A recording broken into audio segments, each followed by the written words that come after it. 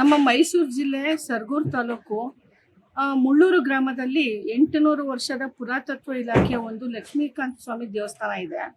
So ಅಲ್ಲಿ ಈಗೊಂದು ಜನವರಿ 9ನೇ ತಾರೀಕು ಅಲ್ಲಿ ಮರಗಳನ್ನೆಲ್ಲ ಹನನ ಮಾಡಿದ್ದಾರೆ. ಇದಕ್ಕೆ ಸಂಬಂಧಪಟ್ಟ ಅಲ್ಲಿ ತೋಟಗಾರಿಕೆ ಇಲಾಖೆಯಲ್ಲಿ ಕೆಲಸ ಮಾಡೋ ಅಂತ ಆ ಒಂದು 6 ಎಕರೆ ನಿರ್ಬಂಧಿತ ಪ್ರದೇಶ, ಅದು ಒಂದು ಪುರಾತತ್ವ ಇಲಾಖೆಗೆ ಸೇರಿದ ಜಾಗದಲ್ಲಿ ತೋಟಗಾರಿಕೆಯಲ್ಲಿ ಕೆಲಸ ಮಾಡ್ತೀರಾ ಅಂತ ಗೋಪಾಲ್ ಸ್ವಾಮಿ ಉರ್ಫ್ ಅಯ್ಯಪ್ಪ ಅನ್ನೋರು ಅರಣ್ಯ ಇಲಾಖೆ ಅನುಮತಿನೂ ಪಡೆದೆ, ಪುರಾತತ್ವ ಇಲಾಖೆ ಅನುಮತಿನೂ ಪಡೆದೆ.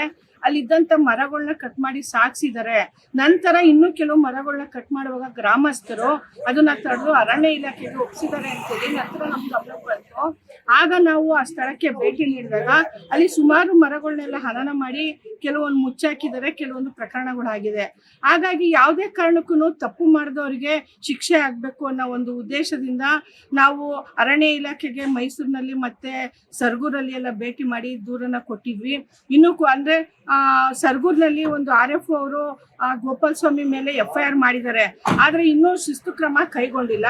ಅದಕ್ಕೆ ನಾವು ಇದಕ್ಕೆ ಸಂಬಂಧಪಟ್ಟ ಬೆಂಗಳೂರಿನಲ್ಲಿ ರಾಜಾಜಿನಗರದಲ್ಲಿರುವಂತ ಪುರಾತತ್ವ ಇಲಾಖೆಗೆ ಬಂದು ಇದಕ್ಕೆ ಸಂಬಂಧಪಟ್ಟ ಅಧಿಕಾರಿಗಳಿಗೆ ಅಲ್ಲಿ ನಡೀತಿರೋ ಅನ್ಯಾಯನ, ಯಾಕೆಂದ್ರೆ ನಮ್ಮ ದೇಶದ ಸಂಪತ್ತು ಹಾಳಾಗಬಾರ್ದು, ಅಲ್ಲಿ ಪುರಾತತ್ವ ಇಲಾಖೆ ಒಂದು ಹಿಸ್ಟಾಲಜಿಕಲ್ ಪ್ಲೇಸ್ ಆಗಿರೋದ್ರಿಂದ ಅಲ್ಲಿ ಕಾನೂನು ಬಾಹಿರವಾಗಿ ಚಟುವಟಿಕೆಗಳನ್ನ ಮಾಡಬಾರ್ದು ಅಂತ ಇದ್ರು ಅಲ್ಲೇ ಕೆಲಸ ಮಾಡೋ ಅಂತ ವ್ಯಕ್ತಿ ಹಿಂದೆ ಈಗ 2017ರಲ್ಲೂ ಕೂಡ ಕೆಲವೊಂದು ಕಾನೂನು ಬಾಹಿರವಾಗಿ ಕೆಲಸ ಮಾಡಿ ಅವ್ರ ಮೇಲೆ FIR ಆಗಿದೆ. ಈಗ ಹೋದ ತಿಂಗಳು ಕೂಡ ಒಂದು FIR ಆಗಿದೆ. ಇವ್ರ ಮೇಲೆ ಶಿಸ್ತು ಕ್ರಮ ಕೈಗೊಳ್ಬೇಕು ಅಂತ ನಾವು ನೇರ ಇಲ್ಲಿ ಇದಕ್ಕೆ ಸಂಬಂಧಪಟ್ಟ ಅಧಿಕಾರಿಗಳನ್ನ ಭೇಟಿ ಆಗ್ಬೇಕು ಅಂತೇಳಿ ಇವತ್ತು ಬಂದು ನಾವು ಒಂದು ದೂರನ್ನ ಕೊಟ್ಟು ಹೋಗ್ತಾ ಇದ್ವಿ. ನೋಡೋಣ ಇವ್ರು ಯಾವ ರೀತಿ ಕ್ರಮ ಕೈಗೊಳ್ತಾರೆ. ಕೊಡ್ಲಿಲ್ಲ ಅಂದ್ರೆ ಇನ್ನೂ ಉನ್ನತ ಮಟ್ಟದಲ್ಲಿ ನಾವು ದೂರನ್ನ ನೀಡಿ ನಾವು ಇದಕ್ಕೆ ಸಂಬಂಧಪಟ್ಟ ಈಗಾಗಲೇ ಪ್ರಧಾನಮಂತ್ರಿಯವರಿಗೆ ಮತ್ತೆ ಗ್ರೀನ್ ಟ್ರಿಬ್ಯುನಲ್ಗೆ ಇದಕ್ಕೆ ಸಂಬಂಧಪಟ್ಟ ಪ್ರತಿಯೊಂದು ಕೊನೆಗೆ ಜಿಲ್ಲಾಧಿಕಾರಿವರೆಗೂ ದೂರನ್ನ ಕೊಟ್ಟಿದ್ದೀವಿ. ಕೂಡಲೇ ತಪ್ಪು ಮಾಡಿದವರಿಗೆ ಮತ್ತೆ ಸರ್ಕಾರದ ಅಡಿಯಲ್ಲಿ ಕೆಲಸ ಮಾಡೋರು ತಪ್ಪು ಮಾಡಿದ್ರೆ ಕೂಡಲೇ ಶಿಕ್ಷೆಯನ್ನ ಕೊಡಬೇಕು ಅಂತ ಇದೆ. ಆದ್ರೆ ಇವರು ಯಾಕೆ ಮಂದಗತಿಯಲ್ಲಿ ಸಾಕ್ತಿದ್ದಾರೆ ಅಂತ ಗೊತ್ತಿಲ್ಲ.